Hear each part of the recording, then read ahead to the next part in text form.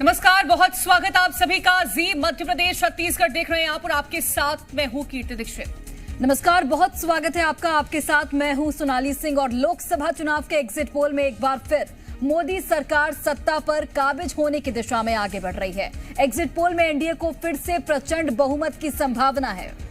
वहीं विपक्षी गठबंधन 150 सीटों पर सिमटता हुआ नजर आ रहा है। हालांकि एग्जिट पोल के आंकड़ों पर कांग्रेस का दावा है कि 4 जून को नतीजे पलटेंगे, जबकि बीजेपी 400 प्लस सीट मिलने का दावा कर रही है।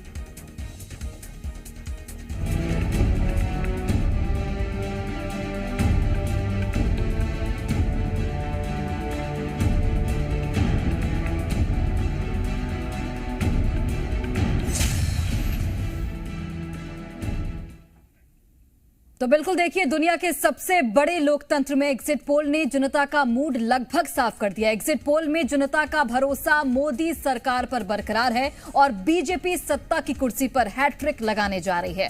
पोल ऑफ पोल्स में एनडीए को 370 से 390 सीट मिलने का अनुमान है, जबकि इंडिया गठबंधन को 135 से 142 सीट मिलने की संभावना है, जबकि अन्य के खाते में 30 से 40 सीटें जा रही हैं। हालांकि पक्ष और विपक्ष दोनों ही एग्जिट पोल के आंकड़े पलटने का दावा कर रहे हैं। वहीं बीजेपी का दावा है कि 4 जून एनडीए का खाता 400 सीट से पार होगा, जबकि कांग्रेस एग्जिट पोल के आंकड़े पलटने का दावा करते हुए गठबंधन की सरकार बनाने का दम भरती हुई नजर आ रही है। मध्य प्रदेश और पूरे देश को बधाई देना चाहता हूं, खासकर आभार भी मानता हूं यशस्वी प्रधानमंत्री के नेतृत्व में। जैसा कि हमारा अभियान चला था, फिर एक बार मोदी सरकार, और जो अभी तक के रुझान आ रहे हैं वो रुझान अपने आप में अत्यंत आनंददायी भी हैं और वैसे तो पूर्व प्रतीक्षित है। देश भर में 365-70 के ऊपर तक एनडीए की जो सीटें जा रही है, ये यशस्वी प्रधानमंत्री के नेतृत्व में जो कहा था वो करके दिखा रहे हैं। मैं अपनी ओर से एक बार फिर देशवासियों का, प्रदेशवासियों का आभार भी मानता और उम्मीद करता हूँ कि आपका प्रेम बना रहेगा यशस्वी प्रधानमंत्री के नेतृत्व।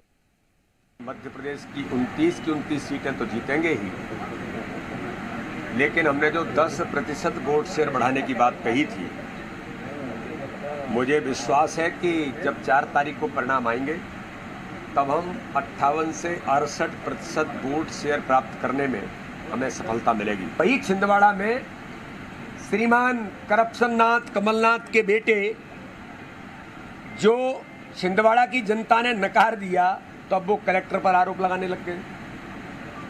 तो ये कांग्रेस के आज दुरावस्था का दौर है, हालात बदतर हो गए।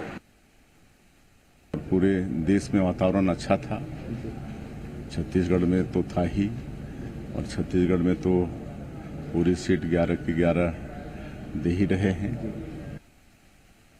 क्यों नहीं होगा? पिछली बार नेता प्रतिपक्ष के लिए इनके पास में आंकड़े नहीं थे, उसके कारण से उन्होंने इंडी गठबंधन बनाया। अब इंडी गठबंधन से अब नेता प्रतिपक्ष बनने के लिए ये प्रयास करेंगे, लेकिन इस चुनाव के बाद इंडी का भी एंड हो चुका होगा और ये लोग आपस में ही लड़ करके अपने राजनीति को खत्म करेंगे। तो देखिए, यहां दम भरते हुए तमाम जो बीजेपी के दिग्गज नेता हैं वो जरूर नजर आ रहे हैं, गदगद भी नजर आ रहे हैं सोनाली, क्योंकि जिस तरह से एग्जिट पोल में आंकड़े देखें तो बीजेपी हो या फिर पूरा एनडीए हो, वो कहीं ना कहीं जीत की ओर नजर आता दिखाई दे रहा है। जो आंकड़ा लेकर के चल रहे थे उसके पास पहुंचता हुआ दिखाई दे रहा है, लेकिन इंडिया गठबंधन भी ये जरूर कह रहा है कि हम निराश नहीं है, हताश नहीं है, बस 4 जून का इंतजार है। बिल्कुल। और अगर हम कीर्ति मध्य प्रदेश और छत्तीसगढ़ दोनों ही जगहों की बात करें, छत्तीसगढ़ में 2019 के मुकाबले यहां पर कांग्रेस को घाटा होता हुआ नजर आ रहा है, क्योंकि 2019 में 2 सीटें कांग्रेस के पास थी, बस्तर और कोरबा, लेकिन इस बार महज 1 सीट कांग्रेस के पास जा सकती, जो एग्जिट पोल दर्शा रहा है। हालांकि 11 की 11 सीटें बीजेपी जीतने का जो दावा कर रही थी, कुछ उसी तरीके की तस्वीर यहां पर एग्जिट पोल में भी नजर आ रही है। हालांकि मध्य प्रदेश की अगर हम बात करें तो 28 से 29 सीट यहां पर बीजेपी जीत सकते एग्जिट पोल के हिसाब से, लेकिन वहीं अगर हम कांग्रेस की बात करें तो 1 से लेकर 3, यानी कि अगर हम लोअर एज देखें तो 1 सीट जीत सकती है, अगर हम अपर एज देखें तो 3 सीटें कांग्रेस यहां पर जीत सकती है। तो दोनों ही प्रदेशों में कांग्रेस की स्थिति ठीक नहीं दिखती है। और अगर ओवरऑल बात करें तो नरेंद्र मोदी का जो जादू है वो इस बार भी बरकरार कहीं ना कहीं दिखा है। हालांकि 4 जून को स्पष्ट स्पष्ट रूप से पता चल जाएगा कि आखिर जो देश को नया प्रधानमंत्री किस पार्टी का मिलता है। लेकिन फिलहाल जो तस्वीरें हैं वो बीजेपी के पक्ष में साफ तौर से दिख रही हैं। बिल्कुल, तो तस्वीरें साफ तौर पर बीजेपी के पक्ष में दिखाई दे रही हैं। और जिस तरह से सोनाली ने जिक्र किया कि जो अभी फिलहाल के लिए एग्जिट पोल के आंकड़े हैं वो कांग्रेस के अनुसार तो बिल्कुल नजर नहीं आ रहा है, क्योंकि मध्य प्रदेश के लिहाज से जिक्र करें तो कांग्रेस जरूर ये कहती नजर आई थी कि 13 से 14 ऐसी सीटें हैं जिस पर हम मजबूत हैं और इन सीटों पर हम जीत कहीं ना कहीं दर्ज करेंगे। लेकिन 13-14 सीटें तो बहुत दूर है। 1 से 3 सीटें ऐसा कहीं ना कहीं अनुमान जरूर अभी एग्जिट पोल के अनुसार देखा जा सकता है कि 101 से 3 वो सीटें हो सकती हैं जिस पर कांग्रेस वापसी कर सके। लेकिन जो बीजेपी का प्रदर्शन आखिरकार एग्जिट पोल के अनुसार है वो कहीं ना कहीं उसी अनुसार दर्शा रहा है जिसका दम भरती हुई बीजेपी इस पूरे चुनाव में नजर आई है। एक तरफ 400 पार का आंकड़ा लेकर के जो बीजेपी चल रही थी और दूसरी तरफ जिस तरह का 29 की 29 सीटें हो, 11 की 11 सीटें हो, वो कहीं ना कहीं एग्जिट पोल जरूर दर्शा रहा है। अब चर्चा भी हम करेंगे, खास मेहमान हमारे साथ जुड़ गए हैं, उनसे आपका तारुफ करा देती हूं। प्रियंका दुबे जी हमारे साथ जुड़ गए हैं, प्रवक्ता है बीजेपी की। जितेंद्र मिश्रा जी हमारे साथ जुड़ गए हैं, प्रवक्ता है कांग्रेस के। और सरमन नागेली जी हमारे साथ जुड़ गए हैं, वरिष्ठ पत्रकार हैं। आप सभी का बहुत स्वागत है। सबसे पहला सवाल सरमन नागेली जी मेरा आपसे रहेगा, ये जो एग्जिट पोल में फिलहाल हमने आंकड़े देखे हैं, क्या इन आंकड़ों को हम ये मान सकते हैं कि पूरी तरह से ये आंकड़े जो हैं वो नतीजों में तब्दील हो सकते हैं, या फिर इसमें कोई बहुत बड़ा डिफरेंस होगा या छोटा मोटा डिफरेंस? देखिए, कीर्ति जी, बहुत बड़ा भी हो सकता है और छोटा मोटा भी हो सकता है। बड़े के संदर्भ में मैं ये कहूंगा कि 2004 में जब माननीय अटल जी की सरकार थी तो वो जो इंडिया साइनिंग का जो उनका आया था और इंडिया साइनिंग के बाद सरकार नहीं बन पाई थी। एक दूसरा, उत्तर प्रदेश के चुनाव के संदर्भ में भी देखें तो कई बार एग्जिट पोल उलट हुए हैं और अभी हाल के जो 3-5 राज्यों के विधानसभा चुनाव हुए थे उसमें भी कोई चेंज आ गए थे। तो बड़ा भी उलटफेर हो सकता है, छोटा भी हो सकता है।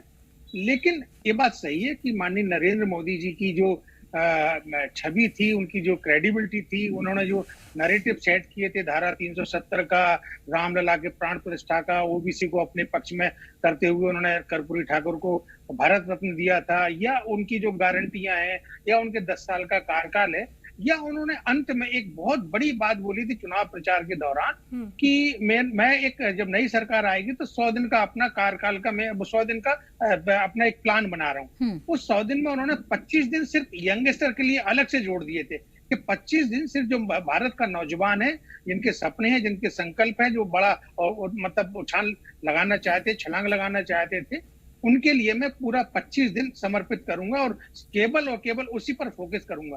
तो हो सकता कि यदि ये अनुमान है अभी और ये यदि सच निकले तो उनकी जो 5-7 चीजें हैं वो मैंने आपके संज्ञान में लाए। लेकिन मेरा यहाँ दूसरा कहना है, मेरा एक और कहना है कि देखिए, जो भारत में जो चुनाव के बाद जो अनुमान अभी जो आ रहे हैं, इन अनुमान के संदर्भ में तो नहीं कह रहा हूं मैं, लेकिन इसके तरीके जो निकाल लिए गए थे, जैसे कि प्रशांत किशोर अलग बात कर रहे थे, योगेंद्र यादव अलग बात कर रहे थे, अभी 3 दिन पहले कांग्रेस ने अपने ट्विटर हैंडल से अलग ट्वीट किया था कि हमारी इतनी सीट आ रही हैं, तो उसके तरीके निकाल लिए। तो उस तरीके पे मेरा ऐतराज है। तो उस संदर्भ में मैं 2-3 चीजें कहना चाहता हूँ कि मीडिया में चुनावी सर्वेक्षण एक भारतीय परिदृश्य, इसको एनबीटी इंडिया ने छापा है, इसके लेखक है एन भास्कर राव, जिनके लगभग 75 के लगभग उम्र है। और मैं इसके हवाले से कह सकता हूं कि जो एग्जिट पोल अभी के संदर्भ में नहीं कह रहा हूं, अभी भी कहीं ना कहीं डायरेक्ट जुड़ा हुआ। कैसे जुड़ा हुआ है? क्या आपने ई सर्वे किया है, क्या टेलीकॉलिंग की है, क्या आपने एसएमएस किया है, या आप मतदान सेंटर के बाहर जो 200 मीटर के बाहर आपको पूछना होता है, इतने जो हीट वेव चल रही, क्या इस दौरान आपने उतना सैंपल साइज लिया है? इसमें पारदर्शिता नहीं होती है। बिल्कुल सरमन नागेली जी, यहाँ पर देखा जाए तो तमाम पार्टियां अपना अपना दम भर रही थी कि उनकी सीटें ज्यादा आएंगी, लेकिन एग्जिट पोल जो दर्शाता है, एग्जिट पोल के हिसाब से बीजेपी प्रचंड बहुमत के साथ, यानी कि एनडीए प्रचंड बहुमत के साथ आगे बढ़ते हुए नजर आ रही है। हालांकि 4 जून का इंतजार करना पड़ेगा, जब जो तस्वीर है वो बिल्कुल साफ हो जाएगी। लौटते हैं सर आपके पास, हमारे साथ जितेंद्र मिश्रा जुड़े हैं कांग्रेस का पक्ष रखने के लिए। जितेंद्र मिश्रा जी, कांग्रेस के लिए ये अच्छी खबर बिल्कुल नहीं है जो एग्जिट पोल दर्शा रहा है। मध्य प्रदेश में खासकर आप लोग 14 से 15 सीटें जीतने का दावा कर रहे थे, लेकिन एग्जिट पोल के हिसाब से 1 से 3 सीटें आप लोग जीत रहे हैं। क्या कहेंगे, तैयारी में कहां कमी रह गई? देखिए, सबसे पहली चीज तो ये कि हमने जो काम किया है, हमें जो वोट का आशीर्वाद मिला है, हमने सरकार के खिलाफ जितने मुद्दे उठाए हैं, और सरकार के पास मुद्दे थे नहीं, आपने देखा मछली मटन से लेके मंगलसूत्र और भैंस तक अगर प्रधानमंत्री को आना पड़े तो निश्चित तौर पर यह कहा जा सकता है कि प्रधानमंत्री के हाथ में चुनाव लड़ने लायक मुद्दे नहीं। इन्हीं मुद्दों को हमने उठाया, और जो मुद्दे हमने उठाए हैं वो गैर जरूरी नहीं थे, बहुत जरूरी थे। इस देश में महंगाई बढ़ी है, ये सबको मालूम है, घर घर की परेशानी है। इस देश में 2 करोड़ लोगों को प्रतिवर्ष नौकरी का वादा किया गया था, नहीं मिली। 20 करोड़ लोग रोजगार की तलाश में थे। ये वो मुद्दे हैं जो जनता जनार्दन को स्पर्श करते हैं। हमारे कार्यकर्ताओं ने जो मेहनत की वो फीडबैक हमारे पास है। जो आप लोगों ने फीडबैक दिखाया था कि कांग्रेस ने कड़ी चुनौती पेश की है, लगभग सभी चैनल बता रहे थे कांग्रेस मजबूत स्थिति में, वो राय हमारे पास है। इसलिए हम ये कह सकते हैं कि हम आज भी 15 सीटों के जीत के मुहाने पर खड़े हैं। अब रातों रात ये सर्वे आ जाता है। आप जैसे लोग जो दिखा रहे थे कि कांग्रेस मजबूत है, ये रातों रात कैसे बदल सकता है? 5-7 करोड़ वोटों में से 5 लाख का सैंपल लेकर के 1-2 तो हमारे पास उदाहरण भी आए कि सहारनपुर सीट विधानसभा पर केवल 500 लोगों से सर्वे ले लिया और पूरी लोकसभा का रिजल्ट डिक्लेयर कर दिया। मुझे लगता है कि ये कहीं ना कहीं ठीक नहीं है, और मैं इससे बड़ी विनम्रता पूर्वक असहमति जाहिर करता हूं, क्योंकि इसमें कहीं ना कहीं ये नजर आ रहा है कि जनता की आवाज जो चल रही थी वो एक रात में नहीं बदल सकती। निश्चित तौर पर सरकार बदलने के मूड में जनता है, एक रात में उल्टा परिणाम नहीं दे सकती। और सर्वे की बात जो श्रवण नगेले जी ने भी कही है, निश्चित तौर पर अनेकों बार सर्वे बदल गए हैं, अनेकों बार परिणाम सर्वे के विरोध में आया है। 2006 उसका उदाहरण है। विधानसभा में भी 1-2 बार ऐसा हुआ है। इसलिए ये कहा जा सकता है कि 4 जून तक इंतजार करना पड़ेगा। 4 जून तक इंतजार करना पड़ेगा, क्योंकि सर्वे पर जिस तरह से आप भरोसा नहीं जता पा रहे हैं, अब कितना बदलाव इस सर्वे में होता है, कितना बदलाव नतीजों में निकल के सामने आता है, क्या जो एग्जिट पोल दिखा रहा है उसी तरह से नतीजे आते हैं, या फिर जिस तरह का आपने एनालिसिस किया है वो नतीजों में निकल के सामने आता है, वो बेहद महत्वपूर्ण होगा देखना। और हम सभी 4 जून को इसको लेकर के चर्चा जरूर करेंगे।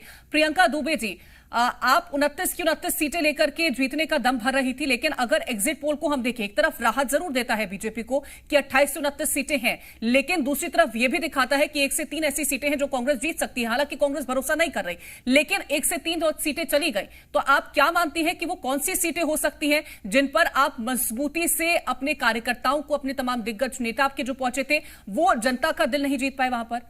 क्या मानती हैं? देखिए, अगर हम अभी बात करें जो हमारे पास में रिकॉर्ड्स हैं और जिस हिसाब से हमारे कार्यकर्ता ने केंद्र की नीतियों के अनुसार, उनके निर्देशों के अनुसार, चुनाव प्रबंधन की समिति के अनुसार तय किए मापदंडों पर खरे उतरते हुए जो कार्यकर्ताओं ने, पन्ना प्रमुखों ने हमें जो रिकॉर्ड्स दिए हैं, जो आंकड़े दिए हैं, उसके कारण हम पूरी तरह से आश्वस्त हैं उनकी मेहनत के ऊपर। और हमारे जमीनी स्तर पर किए गए जो कार्य, सुशासन की योजनाएं जो हमने लागू करी हैं, जो जनता तक पहुंची हैं, जन कल्याण और गरीबों के कल्याण की जो योजनाएं हैं, जिनसे हमें पूरा आश्वासन है। अलग अलग जो अभियान चलाए गए थे, जिनके माध्यम से खुद हमारे जनप्रतिनिधि जनता के बीच में उपस्थित हुए थे, और उन्होंने भी जो वहाँ का हमें आंकड़े प्रस्तुत किए हैं। अलग अलग समय पे जो प्रवासी हमारे पदाधिकारी भी आए और उन्होंने जो सर्वे किए, उसके अनुसार जो हमें आंकड़े प्राप्त हुए हैं, इन्हीं के ऊपर हम लोगों ने 29 सीट का जो है विश्वास जताया था। और हमें पूरा विश्वास है कि 29 की 29 सीटों के ऊपर कमल खिल रहा है। निश्चित तौर पे हम लोग बीजेपी को प्राप्त कर रहे हैं। ठीक है, यानी कि बीजेपी पूरी तरह से आश्वस्त है कि 29 की 29 सीटें यहां पर बीजेपी के खाते में आने वाली। हालांकि कांग्रेस का कुछ और कहना है। सरमद नागेले जी, मैं आपका रुख करना चाहूंगी एक राजनीतिक विश्लेषक के तौर पर, चूंकि 1 से 3 सीटें यहां पर कांग्रेस को आती हुई नजर आ रही हैं। छिंदवाड़ा एक मजबूत फैक्टर होता है कांग्रेस के लिए कि वहां पर कांग्रेस एक बार फिर से वहां पर कमलनाथ का जादू दिख सकता है। लेकिन जो बाकी की जो 2 सीटें हैं, वो कौन सी सीटें हो सकती हैं, वो बताइए। और मैं आपसे ये भी जानना चाहूंगी, जिस तरीके से हमने देखा कांग्रेस का जब प्रचार प्रसार हुआ, तो जो बड़े नेता थे, चाहे हम कमलनाथ की बात कर लें या फिर हम दिग्विजय सिंह की बात कर लें, तो वो अपने ही क्षेत्र में प्रचार प्रसार करने में व्यस्त थे। पूरा प्रदेश उन्होंने कवर नहीं किया। तो क्या इसका कहीं ना कहीं नुकसान उठाना पड़ा है कांग्रेस को? देखिए सोनल जी, आपने बिल्कुल ठीक कहा कि इसका पार्टी को नुकसान तो होगा, क्योंकि माननीय दिग्विजय सिंह जी राजगढ़ में लगे रहे और कमलनाथ जी छिंदवाड़ा, और उसके वहां जब मतदान हो गया तो वो नरसिंहपुर और आसपास गए हैं, लेकिन पूरे प्रदेश में वो ना वो घूमे हैं, ना उन्होंने प्रदेश में कोई प्रचार किया है, और ना दिग्विजय सिंह के बाद के चरणों में उत्तर प्रदेश या कहीं कहीं वो गए हैं। देखिए, जहां तक और 2 सीटों के संदर्भ में आपने कहा, तो जो मेरी एक पत्रकार के नाते जो मेरी जानकारी है कि राजगढ़ और झाबुआ रतलाम लोकसभा, जहां से कांतिलाल भूरिया हैं और राजगढ़ से दिग्विजय सिंह जी हैं, इन दोनों सीट के अलावा एक सीट और है कमलेश्वर पटेल जो सीधी से हैं, इन 3, और एक के अलावा एक मुरैना है। अभी इनमें से कौन सी निकल सकती है, लेकिन ज्यादा संभावना जो है ना ये राजगढ़ और झाबुआ रतलाम की मेरे को लगती है। अब देखिए सोनल जी, जो मैंने एक संदर्भ दिया था कि जो मैंने एक चुनावी सर्वेक्षण पर जो मैंने अपनी बात की थी कि उसमें पारदर्शिता नहीं होती है, उसके हवाले से मैं कहना चाहता हूं कि जाने माने लेखक निक मूल ने अपनी पुस्तक opinion poll history, theory and practice में कहा है कि जनमत सर्वेक्षण अच्छे या बुरे के लिए लोकतांत्रिक प्रक्रिया में अंतर्गुम्फित है। ये चुनाव को भेड़चाल के स्तर तक या रेस्केप स्तर तक गिराकर पूरे लोकतंत्र को दूषित करने का काम करते हैं।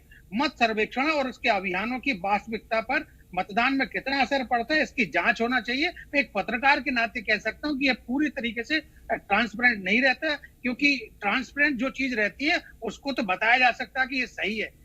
जो मतदान प्रक्रिया को प्रभावित करने के जो सर्वेक्षण, ओपिनियन पोल, प्रशांत किशोर, योगेंद्र यादव या तमाम लोग अलग अलग तरीके निकाल कर, जो अभी जो एग्जिट पोल है इसके संदर्भ में नहीं कह रहा हूं, लेकिन इसके पहले जो दूसरे तरीके निकाल के जो चीजें आई हैं, इसमें भारत सरकार को, चुनाव आयोग को, हालांकि चुनाव आयोग किसकी लोग कह रहे गाइडलाइन है, लेकिन वो 48 घंटे पहले के लिए है, तो उसके पहले नहीं कर सकते। जो लोक प्रतिनिधि अधिनियम 1951 है उसके तहत सजा या 2 साल का जुर्माना या केवल एक चीज या दोनों चीज उसका प्रावधान है। लेकिन सारे के सारे राजनीतिक दल के लोग और सारे के सारे जो एक्सपर्ट हैं, जो ओपिनियन पोल, चुनाव पोल का काम करते रहे हैं, योगेंद्र यादव, प्रशांत किशोर, इनने सबने मॉडल कोड ऑफ कंडक्ट का वायलेशन किया है। मैं एक पत्रकार के नाते, चूंकि मैं इसका विद्यार्थी हूँ और मैं लंबे समय से काम कर रहा हूँ, मेरी आपके चैनल के माध्यम से भी ये आग्रह है कि माननीय प्रधानमंत्री जी भी इस पर गौर करें और सारे विपक्ष के लोग, ये किसी एक व्यक्ति विशेष, एक दल विशेष का मामला नहीं है, ये मेरा अपना निजी मानना है। लेकिन फिर भी मैं ये कहता हूं कि भारत का लोकतंत्र दुनिया के लोकतंत्र में बहुत बेहतर लोकतंत्र है। यहाँ के लोग बहुत जागरूक हैं। यहाँ के लोगों ने कहीं यदि मोदी जी की तरंग दिखी तो कहीं राहुल गांधी जी की तरंग दिखी, कहीं मोदी जी का लहर दिखा तो कहीं राहुल गांधी जी या इंडिया गठबंधन का असर दिखा, कहीं गरीबी दिखी तो कहीं लोग बिल्कुल मुद्दे दोनों ही पार्टियों की तरफ से रखे गए थे, लेकिन किसके मन में, जनता के मन में किसके मुद्दे ज्यादा सटीक बैठे हैं वो बेहद महत्वपूर्ण है। जितेंद्र मिश्रा जी, बात अगर हम छिंदवाड़ा सीट को लेकर के करते हैं तो क्या आप ये उम्मीद लगा के बैठे हैं कि इस बार की जो छिंदवाड़ा सीट है वो दोबारा से आप जीतने वाले हैं? क्योंकि यहां पर हमने देखा कि बहुत सारे जो दिग्गज नेता थे वो पहुंचे थे, गृह मंत्री पहुंचे, मुख्यमंत्री पहुंचे थे, और उसके बाद ये पूरा चुनाव जो बीजेपी लड़ रही थी, एनडीए लड़ रहा था, वो प्रधानमंत्री नरेंद्र मोदी के चेहरे पर लड़ रहा था। और इससे पहले अगर हम विधानसभा का चुनाव देखें तो वो भी उसी चेहरे पर लड़ा गया और जीत का जो मार्जिन है वो कम होता हुआ जरूर नजर आया है। तो क्या आप ये मान रहे हैं कि इस बार का जो चुनाव है वो उसमें छिंदवाड़ा की सीट एक बार फिर से आप बचा ले जाएंगे 2019 की तरह? देखिए, खाली छिंदवाड़ा नहीं, मंडला की बात भी मुरैना की बात करी जाए, भिंड की बात करें, ग्वालियर की करें, सीधी की करें, सतना की करें, शहडोल की करें, इन 12-13 लोकसभा क्षेत्रों में हम मजबूती के साथ उभरे हैं। हमने कड़ी चुनौती भारतीय जनता पार्टी की सरकार को पेश कर दी है और ये दावा और ये आंकड़े मेरे ही अकेले नहीं है। 3-4 सीटों का नाम सरवन नगेले जी ने लिया। आदरणीय नगेले जी वरिष्ठ पत्रकार है, मध्य प्रदेश में एक प्रतिष्ठा है उनकी। आप ये देखिए कि सारे के सारे चैनल एक दिन पहले तक ये बता रहे थे कि कांग्रेस 12-13 सीटें जीत सकती है।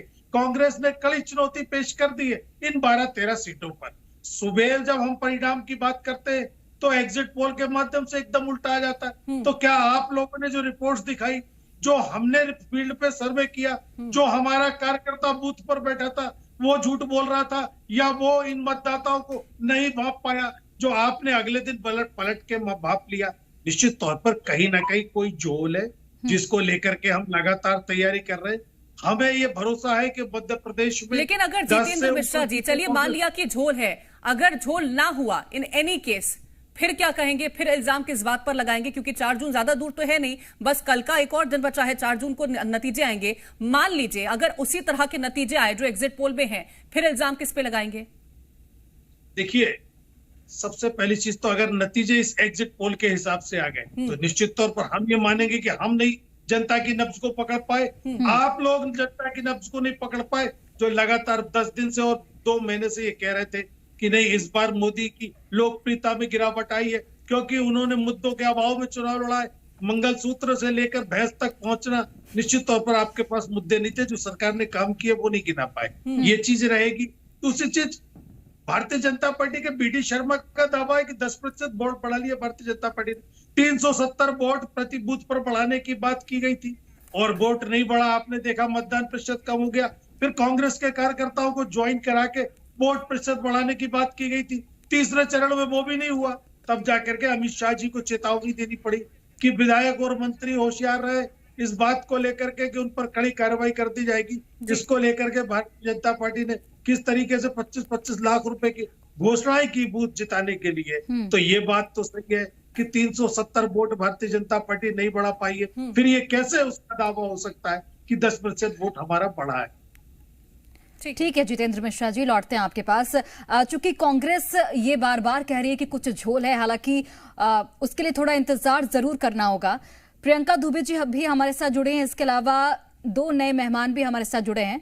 डॉक्टर कृष्णमूर्ति बांधी जी हमारे साथ जुड़े हैं, बीजेपी के पूर्व मंत्री हैं। इसके अलावा वंदना राजपूत जी भी हमारे साथ जुड़ी हैं, जो कि कांग्रेस का पक्ष रखेंगी।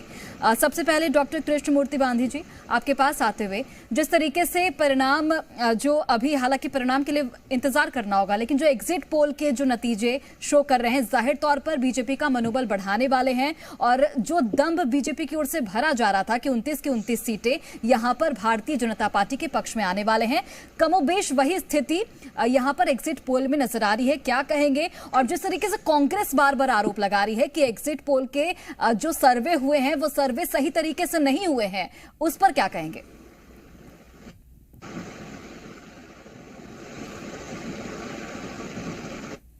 डॉक्टर कृष्णमूर्ति बांधी जी, आपको आवाज मिल पा रही है?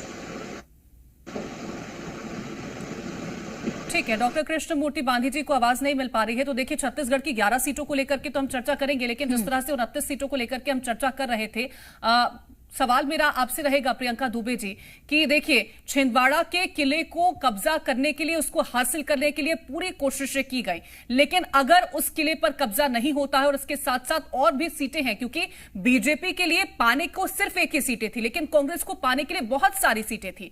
अगर छिंदवाड़ा की सीट आपके कब्जे में नहीं आती है, जिस तरह से कांग्रेस लगातार दम भर रही कि और भी ऐसी 5-6 सीटें हैं, 13-14 सीटें मान लीजिए, तो क्या अगर ये सीटें आपके कब्जे से जाती है तो क्या आप जनता की नब्ज को टटोलने में कहीं ना कहीं नाकामयाब रहे? देखिए, वहाँ से इनके जो दावे हैं उन्हें तो मुझे नहीं पता ये किस आधार पर इस प्रकार का दावे कर पा रहे हैं, परंतु छिंदवाड़ा का भी अगर आकलन करते हैं तो पिछली बार जो मार्जिन रहा था वो 32 to 33,000 का नॉमिनल मार्जिन था, जो कि लोकसभा में बहुत बड़ा मार्जिन नहीं माना जा सकता। अगर उसके अकॉर्डिंगली मैं बात करती तो छिंदवाड़ा विजय करना हमारे लिए कठिन नहीं था, परंतु इसके बाद भी अगर ये लोग चर्चा करते हैं दूसरी सीट्स को लेके, तो जो वहाँ डेवलपमेंट्स हुए हैं, जैसे बार बार ये लोग राजगढ़ की बात करते हैं, माननीय दिग्विजय सिंह जी के गढ़ की बात करते हैं, तो जब उनका शासनकाल था, जब खुद उनकी कांग्रेस गवर्नमेंट थी मध्य प्रदेश के अंदर, तब वहाँ चिमनियाँ जला करती थी। इंफ्रास्ट्रक्चर में जिस हिसाब से वो लोग पीछे थे, तो रोडमल नागर जी के सामने उनका टिक पाना, और खुद उन्होंने भी उस क्षेत्र को काफी समय से उपेक्षित करके रखा हुआ था। तो हाँ, मैं ये मान सकती हूँ कि उनके जाने से, चूंकि इतने वरिष्ठ पदाधिकारी हैं कांग्रेस के और वो वहां से चुनाव लड़ रहे हैं, तो जमीनी स्तर के कार्यकर्ताओं को और नए कार्यकर्ताओं को पुराने वरिष्ठ लोगों से ऊर्जा मिलती है, ये मैं मान सकती हूँ, क्योंकि वो काफी वरिष्ठ हैं और पूर्व मुख्यमंत्री रहे हैं। तो हो सकता है कि वहाँ के कार्यकर्ताओं को ऊर्जा मिली हो, परंतु इतनी ऊर्जावान वो नहीं हो सकते कि वो अभी जो हमारे रोडमल नागर जी हैं उनके विकास कार्यों को मतलब आग लगाते हुए वो जीत जाए, ऐसा संभव नहीं है। इसके बाद हम करते हैं शिवमंगल सिंह जी की, तो जो उन्होंने वहाँ मुरैना में काम किए हैं और जिस हिसाब से वहाँ उनकी लोकप्रियता है, तो डेफिनेटली मुरैना सीट में हमें कोई खतरा नजर नहीं आता है। इन्हें बार बार मंडला में इसलिए ये लगने लगता है कि विधानसभा में चूंकि वो हार चुके हैं और उसके बाद उनको वहां पर से फिर से फग्गन सिंह कुलस्ते जी को वापस सीट दी गई है, तो इन्हें वो लगता है कि शायद ही विधानसभा और लोकसभा के चुनाव में बहुत से अंतर आ जाते हैं, मुद्दों के विषय जो अलग हो जाता है। और सबसे बड़ी बात कार्यकर्ता की जो मेहनत होती है और जो डेवलपमेंट्स और साथ ही साथ जो लोकप्रिय जो योजनाएं रही हैं, जनहितैषी योजनाएं रही हैं, जन कल्याणकारी जो योजनाएं रही हैं, इनसे जो बेनिफिशियरीज होते हैं उन्हें हम डिफाइन कर सकते हैं, वो मेहनत है।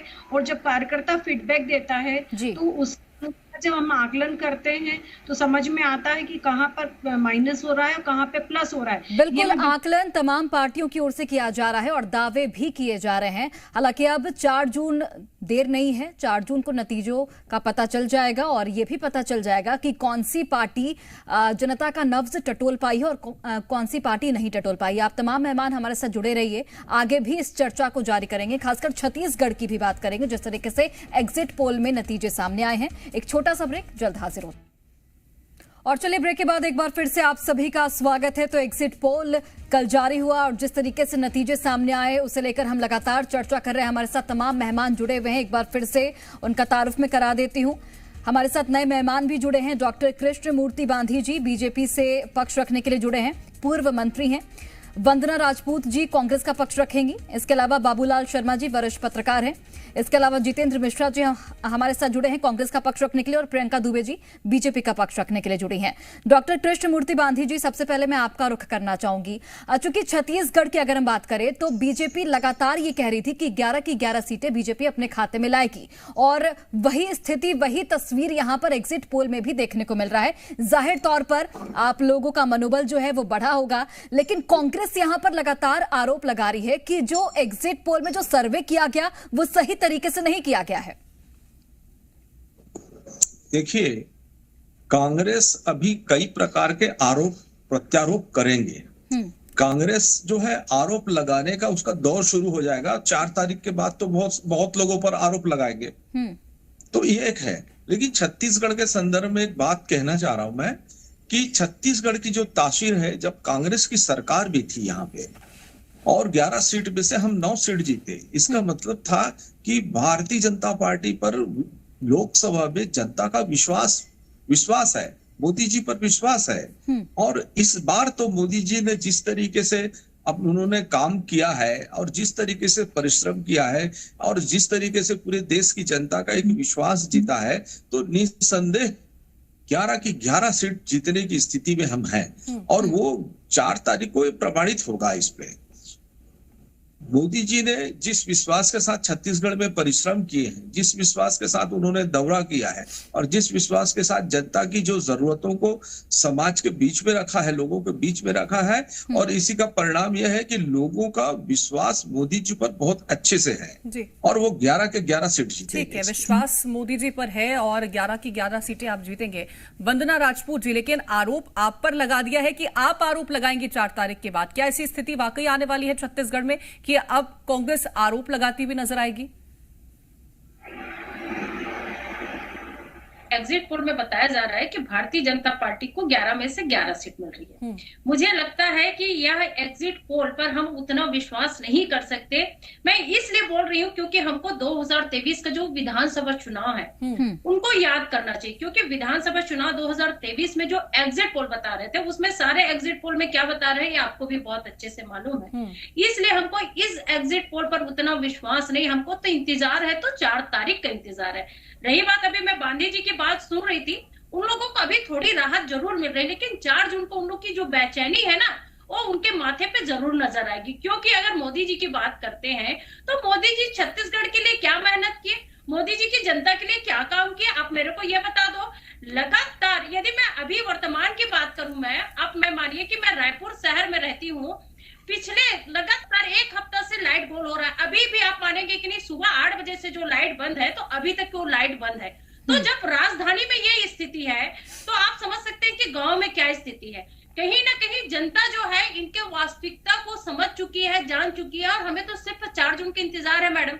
4 जून को जो दूध का दूध और पानी का पानी हो जाएगा। अभी जितना इनको हवा में उड़ान भरनी है उड़ान भर सकते हैं, उनको कोई रोक नहीं सकता। लेकिन आप यकीन मानिए छत्तीसगढ़ में हम 11 में से कम 5-6 जो सीट है उसमें कांग्रेस की झोली पर आएगी और कांग्रेस विजय होकर के आएगी। रही बात, यदि बात करते हैं आप इतिहास की बात करते हैं तो हम नया इतिहास बनाना हमको आता है।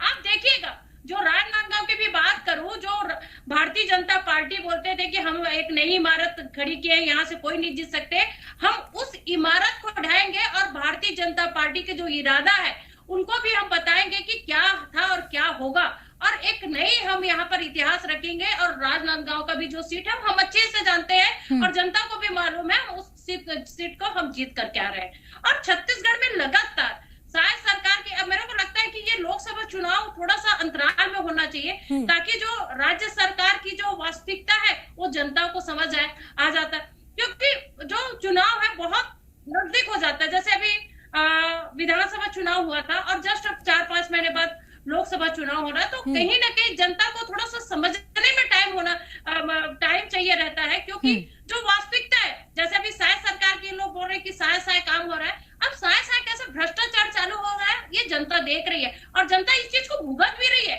यदि हम आधा बिजली बिल की बात करें, आप जो सरकार जो गवर्नमेंट हमारी चलाती थी, सारी जो महत्वाकांक्षी योजना है, जनहित की जो योजनाएं हैं, सारी योजनाओं को दरकिनार कर रहा है। तो जनता को बहुत अच्छे से समझ आ रहा है कि कौन सी सरकार बेहतर कार्य कर रही थी। और रही बात, यदि लोकसभा चुनाव की बात करते हैं, अब यकीन मानिए इंडिया जो गठबंधन की सरकार बनने जा रही है और जो एग्जिट पोल है आप 4 जून को देखेंगे। ठीक है, उसके लिए 4 जून का इंतजार करना होगा वंदना राजपूत जी, चूंकि 4 जून को जैसा कि आप खुद भी बोल रही हैं कि दूध का दूध और पानी का पानी हो जाएगा, और जो आप लोग आरोप लगा रहे हैं कि एग्जिट पोल सही तरीके से नहीं किया गया, अगर यही एग्जिट पोल नतीजे में तब्दील होता है तब देखना होगा कि कांग्रेस की ओर से क्या कुछ कहा जाता है। लौटते हैं आपके पास, बाबूलाल शर्मा जी हमारे साथ जुड़े हैं, वरिष्ठ पत्रकार। बाबूलाल शर्मा जी, मैं आपसे जानना चाहूंगी, जो एग्जिट पोल कल हमने देखा, बीजेपी को 11 सीटें मिलती हुई दिख रही हैं, वहीं पर कांग्रेस शायद 1 सीट यहां पर जीत सकती है। वो 1 सीट अगर कांग्रेस जीतती है तो वो कौन सी होगी? और अगर हम 2019 के लोकसभा चुनाव की बात करें तो 2 सीटें थी कांग्रेस के पास, तो ऐसे में तो इस बार नुकसान है कांग्रेस को। देखिए, एग्जिट पोल एग्जैक्ट पोल नहीं होते और एग्जिट पोल पर चर्चाएं होती हैं, एक अनुमान लगाया जाता है कि यह स्थिति बन रही है। और ये भी सही है कि लोकसभा के चुनाव में, मैंने छत्तीसगढ़ के संदर्भ में अगर कहना चाहूं तो लोकसभा के चुनाव में अधिकांश सन 91 को छोड़ दीजिए, अधिकांश समय पर जो है वो भारतीय जनता पार्टी ने पसंद किया है, भारतीय जनता पार्टी को बहुमत दिया है हमेशा। तो ये आप शुरू से देख लीजिए, तो यही स्थिति है। तो मान छत्तीसगढ़ के जो लोग हैं वो लोकसभा के लिए जो है वो भारतीय जनता पार्टी को पसंद करते हैं। और लंबे समय तक, जैसे बिलासपुर है, बिलासपुर में लगातार पुन्नूलाल मोहल्ले जी सांसद रहे, इस तरह से जो है हर जगह जो है निश्चित रूप से जो है भारतीय जनता पार्टी को लोगों ने मदद की है।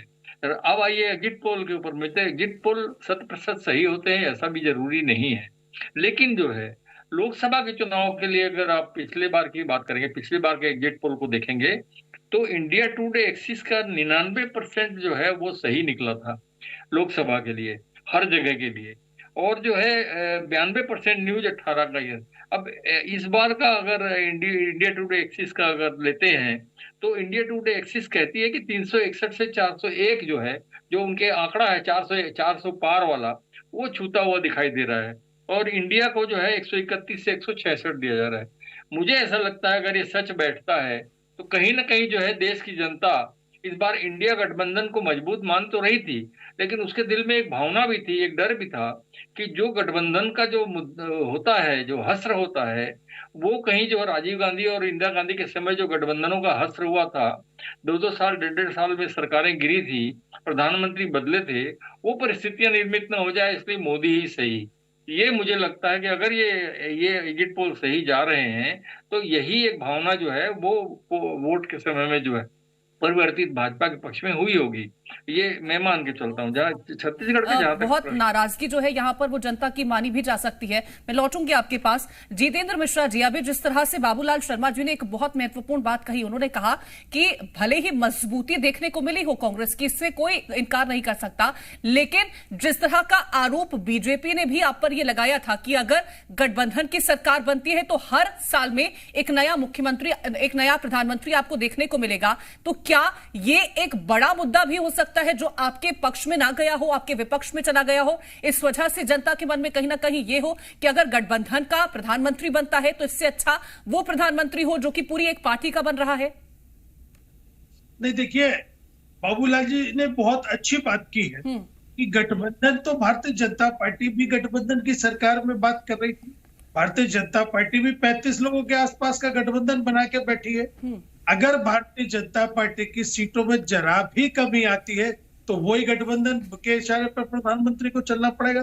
प्रधानमंत्री जब मजबूत हो सकते हैं जब अपने दम पर सरकार बना ले, लेकिन जिसकी चीजें दिख नहीं रही है, इसके परिणाम मुझे आते दिख नहीं रहे हैं कि 31 तारीख को रात के 12 बजे तक कोई और सर्वे आता है सारे चैनल्स पे, और 1 तारीख को शाम के 5 बजे दूसरा सर्वे आने लगता है। मेरी समझ में ये नहीं आता है कि कोई ऐसा बहुत बड़ा काम प्रधानमंत्री ने कर दिया, रोजगार की बारिश कर दी हो, महंगाई को, जैसा वो कहते थे कि महंगाई में 35 रुपए 40 रुपए में पेट्रोल डीजल मिलने लगेगा, रक्षाबंधन पे 450 रुपए में सिलेंडर मिलने लगेगा, ऐसा कोई काम जो सीधा जुड़ाव वाला हो, अगर वो उन्होंने किया है तो निश्चित तौर पर वोट मिलेगा। लेकिन इनमें तो हम और आप सब देख रहे हैं कि कहीं ना कहीं झूठे वादे। असल में भारतीय जनता पार्टी माहौल बनाने का प्रयास करती है और उन्होंने माहौल बनाया, लेकिन आज ये 2024 का दौर है, हर हाथ में इंटरनेट है। उन्होंने मध्य प्रदेश की बात की वंदना जी ने कि चिमनी में रहते थे, मोमबत्ती में रहते थे। 33,000 करोड़ का कर्जा था मध्य प्रदेश के ऊपर, आज 4.5 लाख करोड़ रुपए का कर्जा मध्य प्रदेश पे है। तो उसमें अगर लाइट भी नहीं आ पाई और आपने दिग्विजय सिंह सरकार के बाद में एक भी पावर प्रोजेक्ट शुरू किया हो तो बताइए। सारे के सारे वो पावर प्रोजेक्ट है जो दिग्विजय सिंह जी की सरकार में बन रहे थे बिजली की समस्या से जूझने के लिए, और उन्हीं पर काम शुरू हो गया। आपने कहा हमें, जबकि मध्य प्रदेश सरकार ने एक कीर्ति जी और बड़ा कारनामा किया, वो ये किया कि 5400 करोड़ रुपया का एक पैकेज अंबानी से लिया पावर प्रोजेक्ट का कि हमारे यहाँ कट ऑफ नहीं होना चाहिए। उस 5400 करोड़ रुपया इन्होंने अंबानी को दे दिया।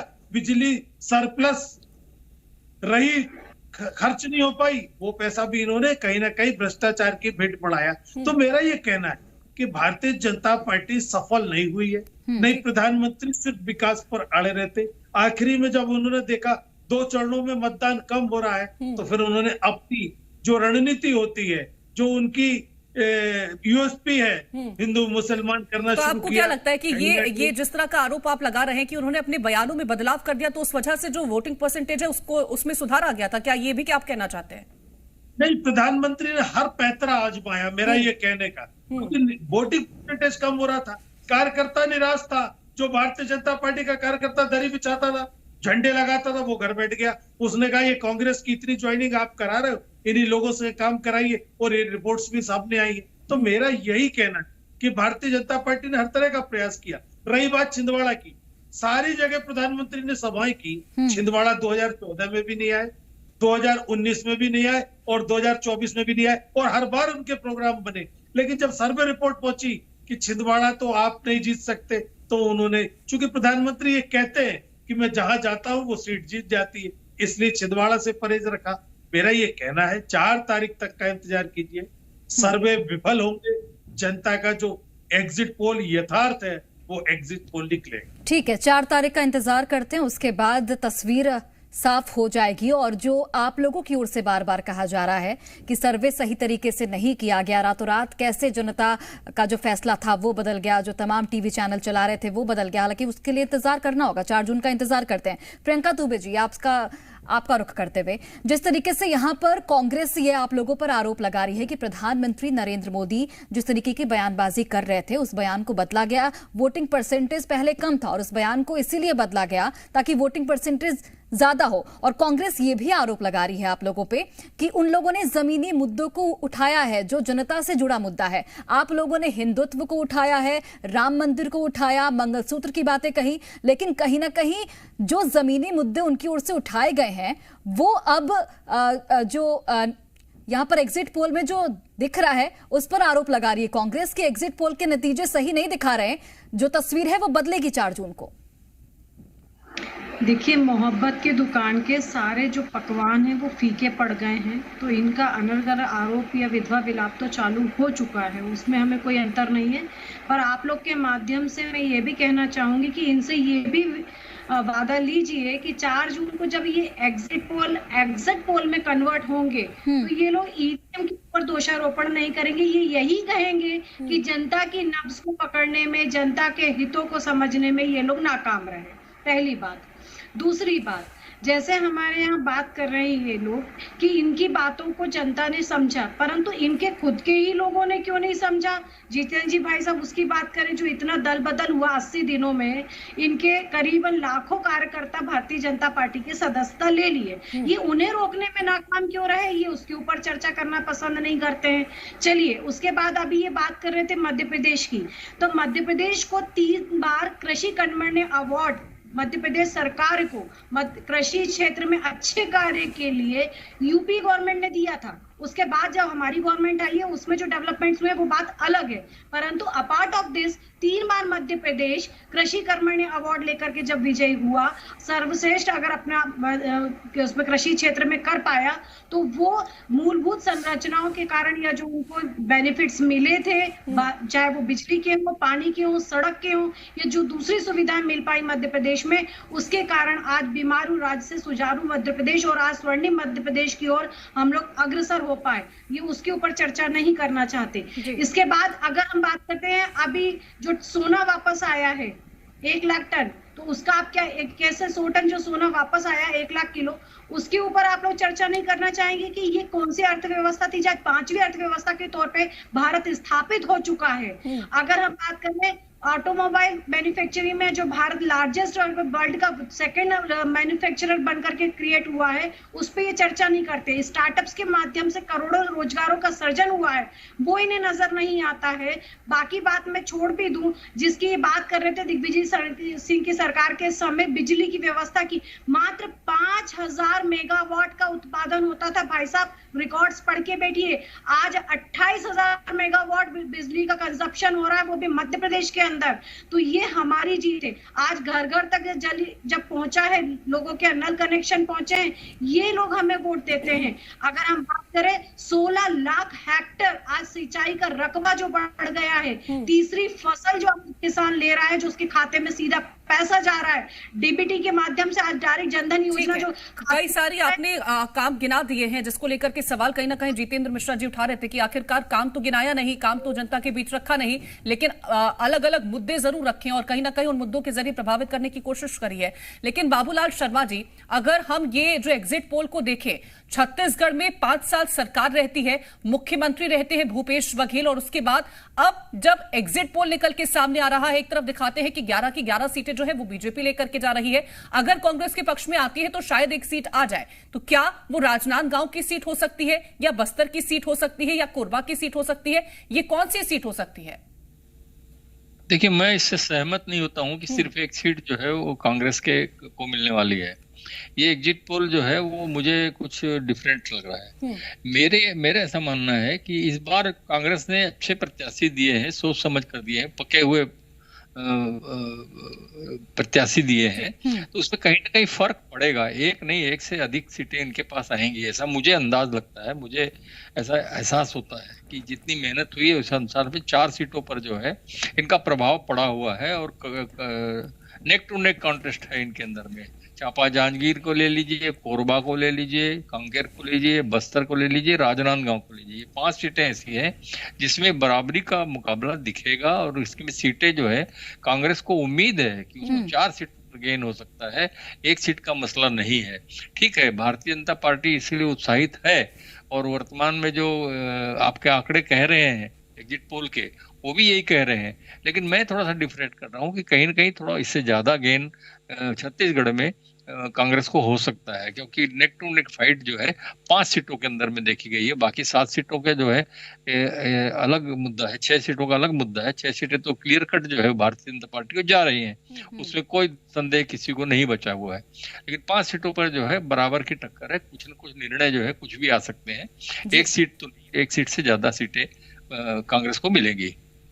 ठीक है सर, यानी कि आपके हिसाब से जो एग्जिट पोल कल आए थे नतीजों में वो तब्दील नहीं होंगे और 4 से 5 सीटें कांग्रेस को मिल सकती हैं और 4 से 5 सीटों पर कड़ा मुकाबला देखने को मिल सकता है। लौटते हैं सर आपके पास, वंदना राजपूत जी हमारे साथ जुड़ी हैं कांग्रेस का पक्ष रखने के लिए। वंदना राजपूत जी, जिस तरीके से अगर जो एग्जिट पोल में जो हमने देखा वो नतीजों में तब्दील होते हैं, जिस तरीके से कांग्रेस ने तमाम दिग्गजों को इस बार चुनावी मैदान में उतारा, चाहे हम भूपेश बघेल जो कि पूर्व सीएम है उनकी बात कर ले, राजनांदगांव सीट से उन्होंने चुनाव लड़ा, या फिर हम यहां पर तमाम अलग अलग नेताओं की बात करते हैं, तो यहां पर अगर जो एग्जिट पोल में जो रिजल्ट अभी हमें दिख रहे हैं अगर वो नतीजों में तब्दील होते हैं तो क्या माना जाए कि इतने धुरंधरों को उतारने के बावजूद भी कहां कमी रह गई कांग्रेस में जनता की नब्ज टटोलने में कि कांग्रेस की स्थिति पहले से भी खराब हो गई? पहले तो 2 सीट थी आपके पास, लेकिन अभी जो यहां पर जो नतीजे सामने आए हैं एग्जिट पोल में, एक ही सीट दिखा रहा है। देखिए, मैं पहले भी इस पर बात की हूँ कि एग्जिट पोल पर हमको विश्वास नहीं है, और रही बात हमारे जो परफॉर्मेंस है वो खराब हो ही नहीं सकता, क्योंकि पिछले 5 साल में कांग्रेस की सरकार थी जो गढ़बो नवा छत्तीसगढ़ का नारा दिए थे, उसमें हमने बेहतर काम किया था और जनता इस चीज को बहुत अच्छे से समझती है। रही बात, आप देखेंगे यदि मैं बात करूं राजनांदगांव क्षेत्र की भी बात करूं या कोरबा की बात करूं या जांजगीर की बात करूं, लगातार जो वहां पर हमारे जो प्रत्याशी हैं वो जनता के बीच में रहे हैं और हमेशा काम करते रहे। ये नहीं कि भारतीय जनता पार्टी के नेताओं की तरह सिर्फ चुनाव के समय उनको याद करते हैं, बाकी समय जनता को भूल जाते हैं। ऐसा भारतीय जनता पार्टी के हिसाब से हमारे जो कांग्रेस के नेता तो बिल्कुल भी नहीं है। और सबसे बड़ी बात आप यहाँ पर देखते हैं कि जो पहले भी जो 9 सांसद रहे भारतीय जनता पार्टी के, कभी भी जनता के हित में यहाँ पर उन्होंने आवाज नहीं उठाई। लगातार यदि रेल यहाँ पर रद्द हो रहा था उस पर कभी उन्होंने बात नहीं की। लगातार हम देखते हैं कि जैसे डोंगरगढ़ की बात करती हूँ, वहां पर जब कोई त्योहार आता है या नवरात्रि आती है तो स्पेशल ट्रेन चलता था, लेकिन वहां की जो भावी सांसद है कभी इस पर उन्होंने आवाज नहीं उठाई। तो लगातार जो यहाँ के जो सांसद है छत्तीसगढ़ के जनहित के लिए कभी आवाज नहीं उठाई और जनता बहुत अच्छे से समझती है। रिएक्शन छोटा सा ले लेती हूं। डॉक्टर कृष्णमूर्ति बांदी जी, कहना है वंदना जी का कि कभी कोई काम नहीं किया है, जो योजनाएं हमारी तरफ से शुरू की गई थी या तो उनमें थोड़ा बहुत परिवर्तन कर दिया, नाम में कर दिया हो, या फिर वो योजनाएं बंद कर दी। देखिए, जो वंदना जी कह रही हैं आप उससे इस बात से अंदाज लगा लीजिए कि जब कांग्रेस की सरकार छत्तीसगढ़ में उनको सरकार थी तब कांग्रेस लोकसभा में उनकी स्थिति बहुत खराब थी, क्योंकि उनके बाद उनकी जो योजनाएं हैं, एक एक योजनाओं को गिना नहीं पाऊंगा, लेकिन एक बात करता हूं कि झूठा भरोसा और झूठा आश्वासन के दम पर ये चले हैं। ये गढ़बो नवा छत्तीसगढ़ के बजाय के छत्तीसगढ़ के हितों को ताक में रख करके जो बाहर के लोगों को उपकृत कर रहे हैं, ये पूरी छत्तीसगढ़ की जनता ने दिया है। इसीलिए इसका परिणाम ये हुआ है कि इनका जो आश्वासन था एक झूठा साबित हुआ है और झूठा भरोसा दिलाने का काम किया, इस जनता ने महसूस किया और जनता का मन भारतीय जनता पार्टी के है, मोदी जी के ऊपर विश्वास है और एक ही है कि मोदी जी को जो कार्य प्रणाली है, काम करने का तरीका है और जिस विश्वास के साथ जनता के लोगों के छोटे छोटे योजनाओं को लेकर के काम करते हैं, उस पर विश्वास है। और यही मानकर चल रही है कि मोदी के चेहरे पर जिस तरीके से चुनाव लड़ा गया उसका फायदा कहीं ना कहीं भारतीय जनता पार्टी को मिलता हुआ नजर आ रहा है। एग्जिट पोल के हिसाब से अगर हम देखें, वहीं कांग्रेस का कहना है कि एग्जिट पोल में जो आया है वो नतीजों में तब्दील नहीं होगा। हालांकि देखना होगा, 4 जून का इंतजार करना होगा। आप तमाम मेहमानों का बहुत बहुत धन्यवाद हमसे जुड़ने के लिए, हमसे चर्चा करने के लिए, और 4 जून का इंतजार करना होगा। 4 जून को पता चल जाएगा कि देश का अगला प्रधानमंत्री कौन होगा। और फिलहाल के लिए इस खास पेशकश में इतना ही। आप देखते रहें जी मध्य प्रदेश छत्तीसगढ़।